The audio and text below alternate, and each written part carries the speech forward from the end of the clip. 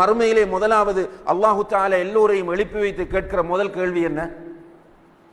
தொழுதாயா என்கிற கேள்வி. அப்ப அந்த கேள்வி, நீ தொழுதாயா? உதாரணமாக முஹம்மது என்ற ஒருவர் தொழவில்லை என்றால், முஹம்மது ஏன் தொழவில்லை என்று என்னிடம் அல்லாஹ் கேட்க மாட்டான். அல்லாஹ் எனக்கிட்ட தான் கேட்க போறான், முபாரக் நீ ஏன் தொழவில்லை, நீ தொழுதாயா? இப்ப நீங்கள் ஒவ்வொருவரும் தொழவில்லை என்றால் உங்களிடம் தான் அல்லாஹ் கேட்பான். நீங்க இந்த வயதில் மௌத்தானால், திடீரென இந்த நிலையில் நீங்கள் மௌத்தாகிவிட்டால், நாளை அல்லாஹ் எழுப்பி நீ தொழுதாயா என்று கேட்டால், இப்படி ஒரு பயானையும் நீ கேட்டிருக்கிறாய், உன்னை அழைத்து வைத்து சொல்லி இருக்கிறார்கள், நீ தொழுதாயா என்று கேட்டால் ஆம் என்று சொல்றதுக்கு நம்ம ரெடியா இல்லையான்னு நீங்க தான் முடிவெடுக்கணும். அங்க யாரும் வரப்போறதில்லை, உங்களோட ஃப்ரெண்ட்ஸ் வரமாட்டான்.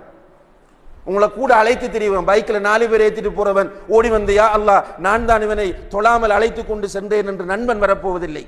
எல்லாரும் தனித்தனியே தான் நிற்கணும்.